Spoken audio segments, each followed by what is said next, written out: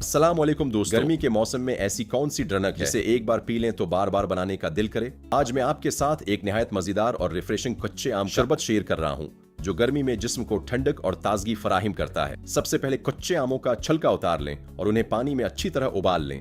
दूसरी तरफ चैनी का शेरा तैयार करें। शेरा बनाते वक्त उसमें आधा कप दूध शामिल करें ताकि मील और झाग ऊपर आ जाए। फिर इस झाग को उतार दें। उबले हुए आमों का गोदा गठलियों से अलग करके ग्राइंडर में अच्छी तरह ब्लेंड करें और छान लें।